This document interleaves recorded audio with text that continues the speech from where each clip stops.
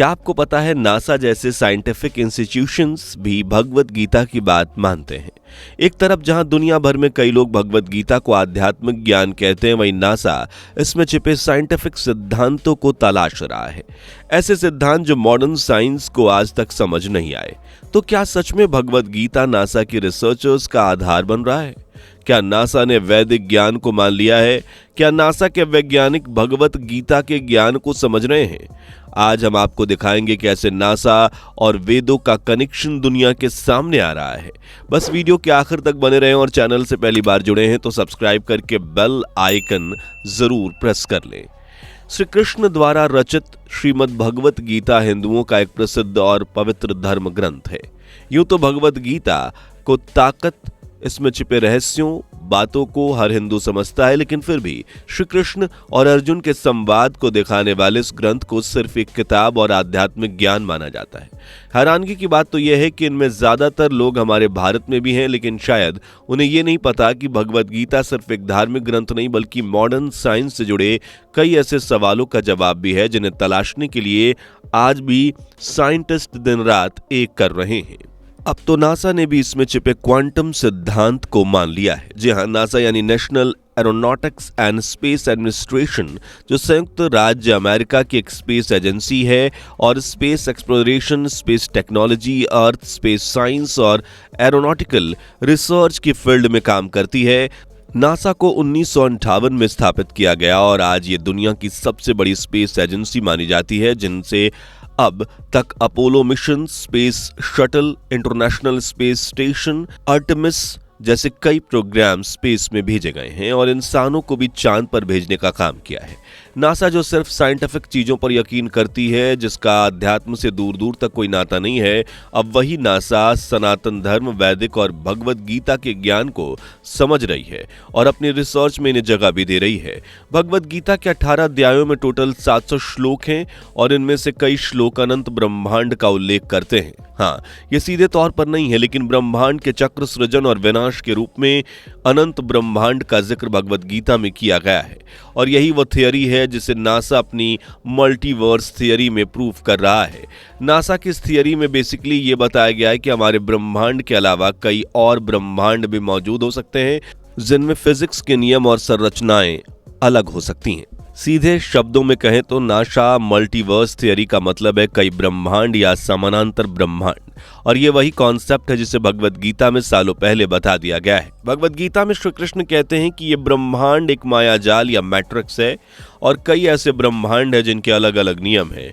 और सिर्फ भगवत गीता ही नहीं बल्कि हजारों सालों पहले लिखे गए वेदों में भी अनंत ब्रह्मांड का कॉन्सेप्ट छुपा हुआ है। वेदों में ब्रह्मांड को सृजन, संरक्षण और विनाश के जरिए चक्रों से गुजरने के रूप में दर्शाया गया है। यानी नासा से पहले वेद भी और श्रीमद् भगवत गीता अनंत ब्रह्मांड की बात कह चुके हैं। शायद इसलिए बड़े बड़े वैज्ञानिक भी सनातन के ज्ञान के आगे नतमस्तक हो रहे हैं। आपको शायद यकीन ना हो, लेकिन नासा के ग्रेट साइंटिस्ट्स में से एक डॉक्टर कार्ल सैगन ने टाइम एंड स्पेस के कॉन्सेप्ट को गीता से कंपेयर किया, specially cyclic nature of universe और principle of creation and construction के रेफरेंस में। तो क्या आपको भी लगता है कि वेदों में साइंस का सच छुपा हुआ है? कमेंट में सनातन और साइंस लिखें, हम समझ जाएंगे। वैसे आप सभी बचपन से लेकर अभी तक साइंस की क्वांटम थियरी या क्वांटम फिजिक्स के बारे में सुनते ही आ रहे होंगे, जिसमें परमाणु और उनके मौजूद छोटे छोटे कणों को समझने की कोशिश की जाती है। पर क्या आप इमेजिन कर सकते हैं कि क्वांटम फिजिक्स को समझाने के लिए नासा वैदिक ज्ञान का सहारा ले रहा है? और सिर्फ क्वांटम फिजिक्स ही नहीं बल्कि क्वांटम एनलाइटमेंट की थियरी भी यहीं से समझने की कोशिश मॉडर्न साइंस श्री कृष्ण के ब्रह्मांड कॉन्सेप्ट के सहारे से कर रहा है।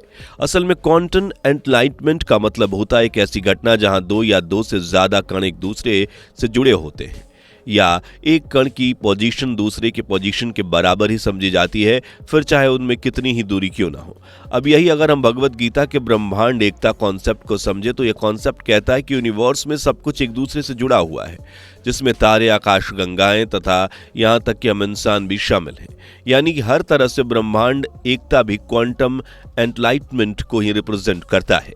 ठीक इसी तरह मल्टीवर्स और श्री कृष्ण के विराट रूप का भी साइंटिफिक प्रूफ है, जिसे आज नासा भी मान रहा है, जिसका सबसे बड़ा उदाहरण है डॉक्टर कार्ल सैगन, जिन्होंने वैदिक कॉस्मोलॉजी को सपोर्ट किया था। उन्होंने एक बार कहा था कि गीता के श्लोकों में जो अनंत युग का ज्ञान दिया गया है वही असल में मॉडर्न कॉस्मोलॉजी को डिफाइन करता है। साथ ही उन्होंने वैदिक कॉस्मोलॉजी को एक्यूरेट स्पेस टाइम मॉडल भी कहा था, जबकि भगवत गीता के अनंत काल को नासा की बिग बैंग थियरी से कंपेयर किया था। और ऐसे एक नहीं कई मौके आए जब उन्होंने सनातन धर्म के ग्रंथों का न सिर्फ बखान किया बल्कि दुनिया के सामने इसकी बड़ाई भी की।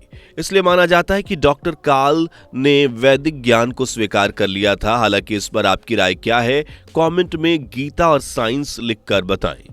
फिलहाल हम समझते हैं भगवत गीता के कर्मा सिद्धांत को, जिसे नासा प्रूफ करने में लगा हुआ है। अगर आप श्रीमद् भागवत गीता को पढ़ें तो उसमें श्री कृष्ण कहते हैं कि मनुष्य जो भी कर्म करता है उसी का फल उसे मिलता है, इसलिए हमेशा सत्कर्म यानी अच्छे कर्म करना चाहिए।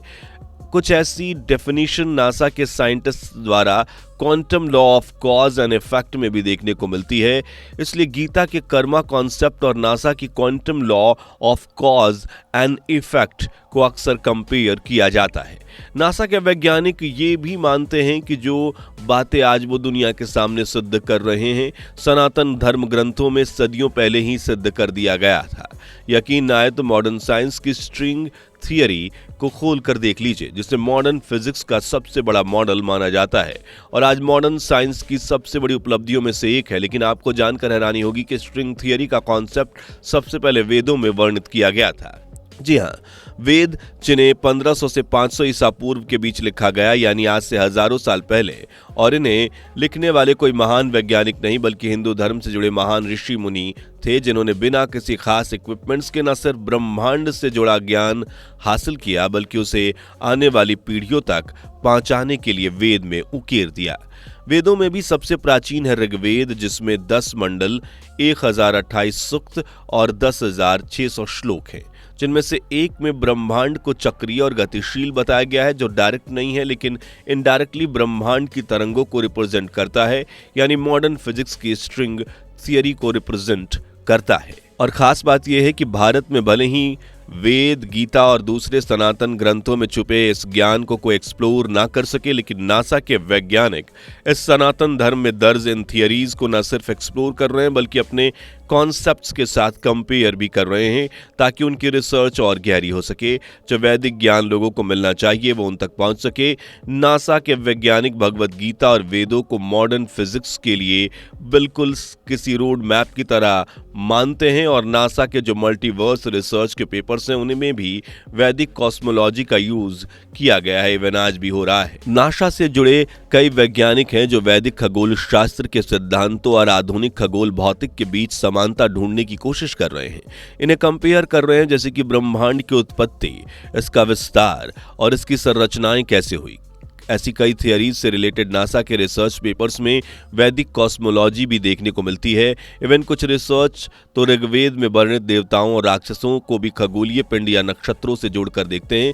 साथ ही ये भी मानते हैं कि आने वाले कल में जितना भी साइंटिफिक इनोवेशन होने वाला है उसमें वेदों का महत्व सबसे ज्यादा होगा, क्योंकि इनमें दर्ज ज्ञान, साइंटिफिक बातें, थियरीज न सिर्फ मॉडर्न साइंस को एक रूपरेखा दे सकती हैं बल्कि उसे जल्द ही जल्द नई नई खोजों के लिए मोटिवेट भी कर सकती हैं। यानी नासा जो स्पेस में मुकाम बना चुकी है उस तक वैदिक और भगवत गीता का ज्ञान उसने माना है, उसे समझा है और आज भी समझ रही है। ऐसे में सवाल उन हिंदुओं के लिए है जो अपने ही ज्ञान, अपनी संस्कृति से बिछड़ रहे हैं, क्या उन्हें भी सनातन के ज्ञान को समझना नहीं चाहिए? अपनी राय कमेंट में जरूर बताएं। अगर आपको भी लगता है कि नासा ने भगवत गीता के ज्ञान को स्वीकार किया है और वेदांत के ज्ञान में दुनिया को बदलने की ताकत है, तो कमेंट में गीता और साइंस का मिलन लिखें। इस वीडियो को उन तक जरूर पहुंचाएं जो भगवत गीता का सच समझना चाहते हैं। चैनल को सब्सक्राइब करें और अगला वीडियो 14 लोग क्या है, वेदों का रहस्य जरूर देखें। दोस्तों, आपके स्क्रीन पर दो और वीडियो दिख रही हैं, जिसे देखने के लिए आप स्क्रीन पर क्लिक करें। दोनों देखिएगा, बहुत अच्छी वीडियो बनी है।